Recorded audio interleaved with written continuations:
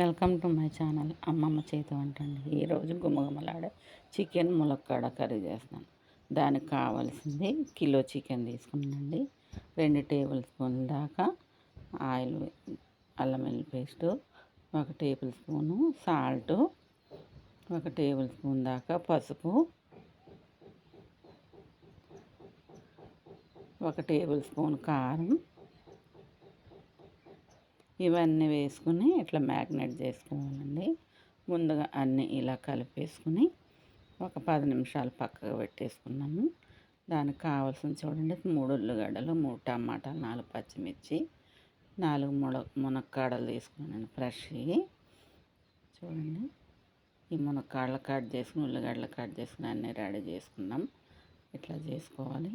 అమ్మమ్మ చేతి వంట అని నా ఛానల్ చూస్తే వారు ముందుగా లైక్ చేయండి, షేర్ చేసి సబ్స్క్రైబ్ చేసుకోండి. కళాయి పెట్టి 2 టేబుల్ స్పూన్ల దాకా ఆయిల్ వేసుకోవాలి. 4 టేబుల్ స్పూన్లు కట్ చేసుకున్న ఉల్లిగడ్డలు, పచ్చిమిర్చి దీనిలో వేసేసుకొని తర్వాత కొంచెం కరివేపాకు కూడా వేసేసుకొని ఇట్లా కలిపేసుకున్నామండి. ఇట్లా కలిపేసుకున్న తర్వాత దీనిలోకి ఒక 1/2 టీ స్పూన్ దాకా పసుపు వేసుకున్నాను.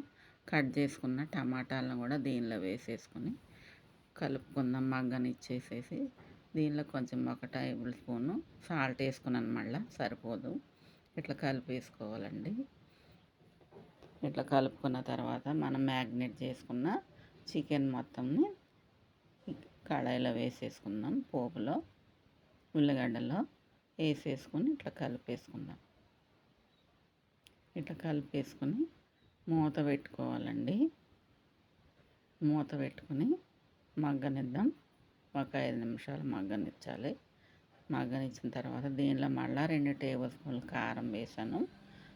కారం ఎక్కువ ఉంటే ఎక్కువైతే ఎక్కువ వేసుకోండి, తక్కువైతే తక్కువ వేసుకోండి. నేనైతే మొత్తంగా 3 టేబుల్ స్పూన్లు కారం వేసాను. ఇట్లా కలుపుకున్న తర్వాత దీనిలో కట్ చేసి పెట్టుకున్న ములక్కాడలు కూడా దీనిలో వేసేసుకుని ఇట్లా కలుపుకోవాలండి. మొత్తం కర్రీ మొత్తంగా ఇట్లా కలిపేసుకున్న తర్వాత దీనిలో తగినంత ఇప్పుడు వాటర్ వేసుకోవాలి. చికెన్ మునక్కాయలు ఉడకడానికి సరిపడంత వాటర్ వేసుకుని నేనైతే 1 గ్లాస్ వేసుకున్నాను, సరిపోతుంది. 1 పావు లీటర్ వేసుకుని కలిపేసుకున్న తర్వాత మూత పెట్టేసుకున్నాను. తర్వాత మళ్ళీ చూడండి, ఒక 7 నుంచి 8 నిమిషాల తర్వాత ఉడకాలి. ఇట్లా బాగా ఉడికిపోయింది, మగ్గిపోయిన చికెన్ మునక్కాడలు కూడా. ఇప్పుడు దీనిలో మనకి నేను మసాలాలో పొడి చేసి పెట్టుకున్నాను. ధనియాలు, మసాలాలు అన్నీ కలిపి పొడి చేసుకున్నాను. ఈ పొడి మొత్తంగా కూడా మొత్తం ఈ కూరలో చల్లేసుకోవాలి. తర్వాత పైన కొంచెం కొత్తిమీర చల్లేసుకోవాలి.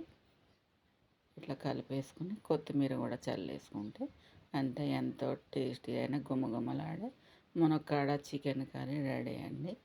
చూడండి, ఇంకా మంచి మంచి వీడియోల కోసం చూడండి, మునక్కాడలు ఉడుకొని చికెన్ నా ఛానల్ని సబ్స్క్రైబ్ చేసుకోండి, లైక్ చేయండి, కింద బెల్ ఐకాన్ నొక్కండి నా వీడియోస్.